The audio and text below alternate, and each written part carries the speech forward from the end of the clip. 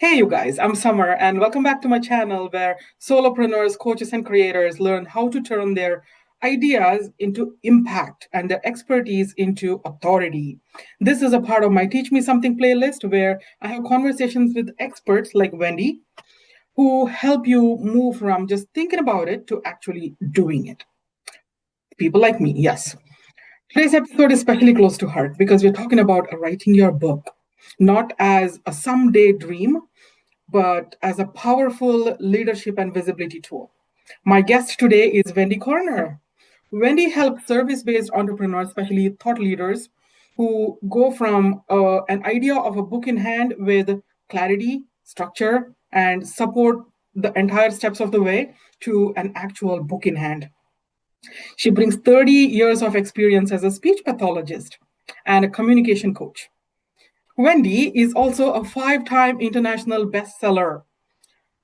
She has written 3 co-authored books and 2 solo books. Wendy, what are your solo books? This From one border to hand luggage. and this one. I get by with a lot of help from my friends. There you go. She has also served as head speaker coach for TEDx UWA, helping first time speakers find their voice and deliver ideas that they never thought would be possible. What I love about Wendy's approach is that she is very, very practical. She's grounded. She's designed for people who don't resonate with creating hypes and using tactics. Just honest storytelling and creating real impact. Wendy, I want to start with something I see constantly. Many successful entrepreneurs, Mhm. we quietly carry a book idea for years. Like I've carried my book idea for 7 years before I actually put fingers to the Pen to paper. paper. Yeah, and they absolutely have something to say, but Yes. something holds them back. I feel like the moment of hesitation is where a lot of great books just go to their graveyard, right? Yep, So, from your absolutely. experience, Wendy, what actually stops people from starting and how can they move past that first invisible wall? Well, there are two primary things. The first one is all those wonderful things we say to ourselves. I'm not good enough. Who's going to listen to me? What Oh, right have yes. I got? There are so many people who said the same thing. Why am I different? I'm wondering if your audience are resonating with any of these little stories in their Yeah, heads. yeah, I do too. That's Yep, that's the first thing. Yep. On that note, if I can quickly share, when I was offered the opportunity to contribute to my first contributory book, a friend Mm-hmm, of mine had actually signed up to do it. Hit a health challenge that meant that she couldn't complete mm-hmm, the contract. Handed it to me and said, "Right, you do it." My response was, "I'm a speaker, not a writer." mm-hmm, Response was one mm-hmm, thing that's definitely lodged in the brain. I don't care what you call yourself, just do it. Well, that told me. mm-hmm. And that was my first foray into writing. So, this is what I'm saying. It's these things that we tell ourselves which are the biggest barrier, not simply to writing a book, anything, frankly. Mm-hmm. So, that's the first thing. And then the second thing is when there's a case of, well, where do I start? I mean, where do I start? I've got so many ideas. And if you're like me, you have the best ideas in the shower or when you're walking down the street or something. Well, this won't work for the shower, but the structure thing, I love sticky notes. Sticky notes. Sticky notes. You did say I was practical and down to earth. Well, yes. I Mm-hmm, mean, I can talk about that a bit later if you like, in terms of something practical. But yeah, those mm-hmm. would be the two most important things: knowing where to start, the structure of it, and also even before that, those lovely stories we tell ourselves. Get over that. The sky's your limit. Yeah, important insights. Especially when I ask my clients, why aren't you writing a book? The first thing they say is, come on, Summer, let's be realistic. Oh Self doubt yes, always shows up as being realistic, doesn't it? realistic. Oh Let's talk a yeah. little bit about visibility because this is where things get a little uncomfortable for a lot of people.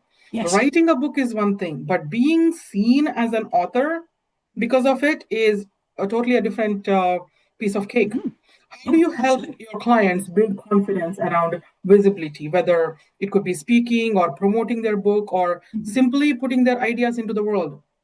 How they feel authentic? How do you teach people?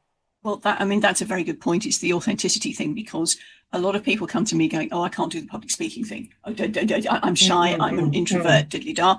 And my first question is, well, who's your role model? And they come back with me, Tony Robbins.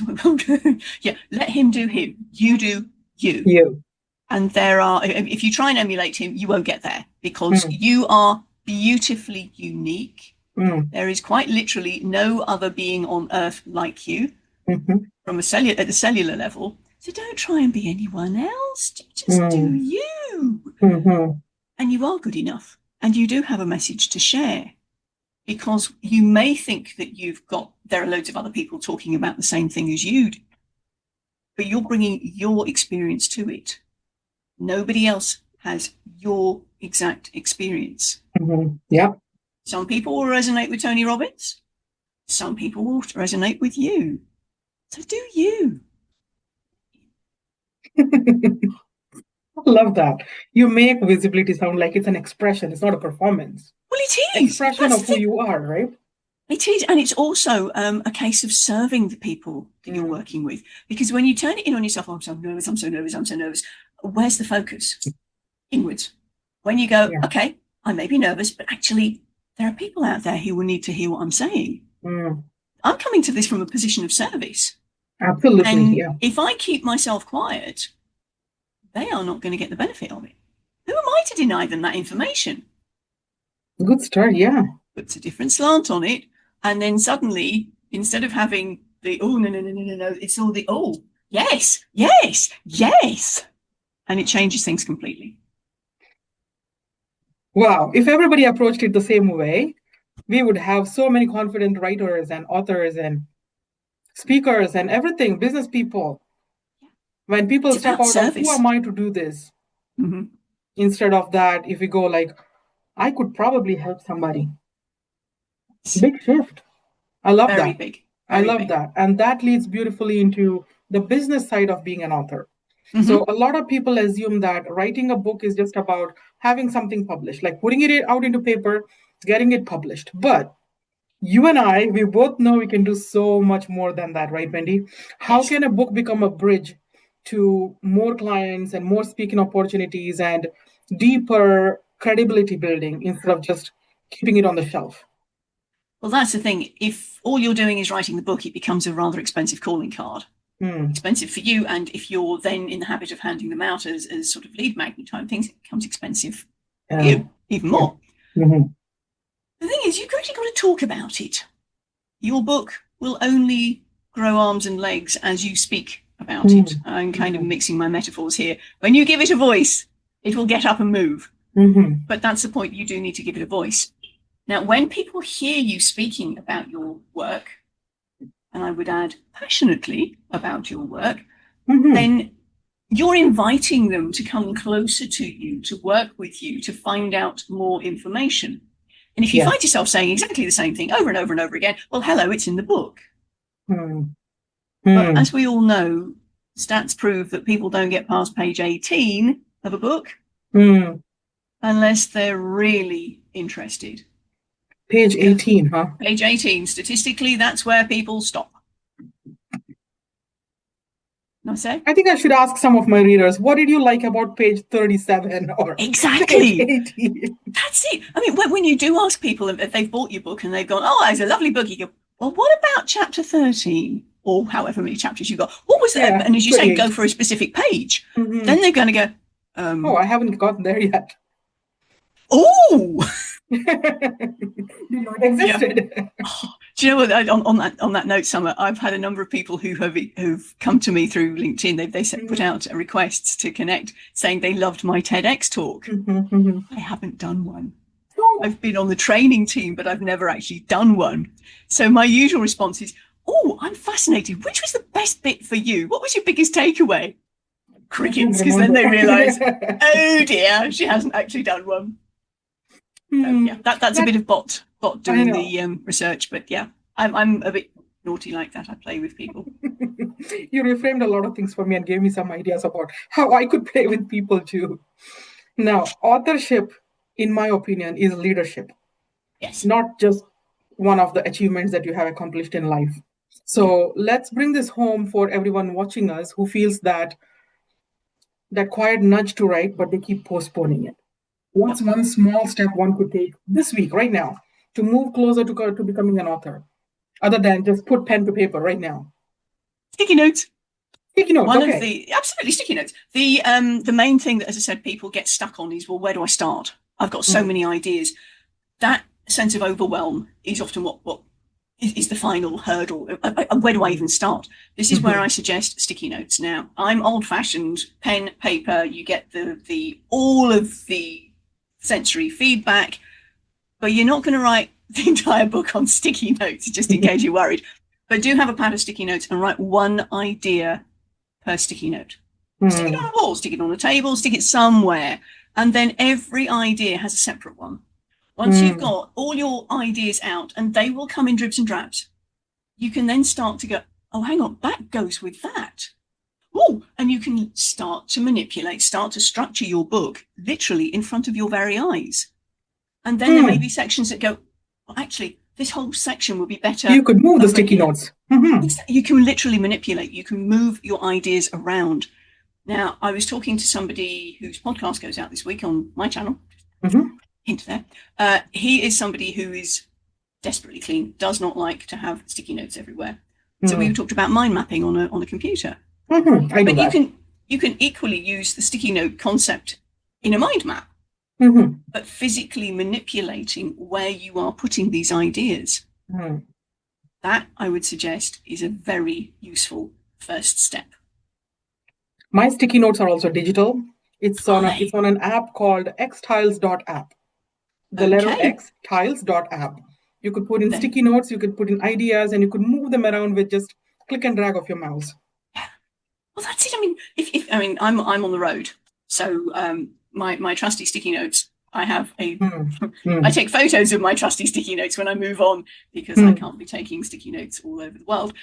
But that's the point, though. There's something, you've got one idea per sticky note, so that you're not trying to edit it on the way. The first thing is a data dump. You just got everything out there, or as much as comes at one go. And as I said, if you want to, this is going to be a work in progress. Yeah. Because as you start to get things in place, you go, oh, hang on a minute, I could add that bit in. I could add that bit in. And I would also highly recommend that you have stories to back up your points. I mean, we know from a marketing thing that facts tell and stories sell. Stories sell, yes. Have some stories that you can share as well. And I would highly recommend that you put that bit very definitely in conversational style. Even if you put the knowledge base in more academic writing, the stories have got to be conversational, so that your reader can actually put themselves in that position and go, oh, I could work that. They're in there with you. You've got them. And if they hear you speaking about your work, then they've got your voice in their head as they're reading it. And that is even more powerful. Back to your point about, don't just leave it on the shelf. Yeah, that was exactly the idea I had in mind when I started my book, Stop, Mind the Gap. It's all about all the coaching stories I've had from the 12 past years of my coaching life. I pulled out stories from each client who had a very, very visible gap, and how we bridged the gap, crossed the bridge, and got to a successful point. Stories. And the people that have read my book, they tell me, I resonated with Maria from your book in this chapter. And that makes my heart soar. Yes. Right? Yeah. Wendy. That's the way forward. Definitely telling stories. Thank you. Yes. Glad I started on that way. And I love the energy about you, Wendy. This has been a very empowering and educational conversation. I think especially for people who have been sitting on their story for a long time. You guys, if this resonated with you, go connect with Wendy. Wendy, where would you like people to connect with you? Well, you can try me on LinkedIn. Okay. LinkedIn probably would be the easiest one, or you can catch me at, I'm also on Facebook. So the Wendy Corner will get you to my personal page, and we can connect with me that way. That's easy. Okay. Instead, I'll just put links in the description. That will be fine. There's an also email opportunity as well, but yes. Beautiful. So go connect with Wendy, you guys. Her links are right below. Explore her work, her coaching, and look where she's in the world because she's a digital nomad. You will always find wherever she is currently somewhere on her Facebook. Where And in the she world is helps. Wendy? Where in the world is Wendy? Yes. Like finding Waldo, you find Wendy. Yes. And she also helps thoughtful entrepreneurs bring their books to life. And if you enjoy these Teach Me Something conversations, make sure you subscribe to this channel because every episode here is to help you step into your voice, your authority, and your next level of impact. Wendy, thank you for being here. And it's been Thank such a you. pleasure. I've loved it, Summer. Thank you so much. Thank you too. And I'll see you guys in the next one.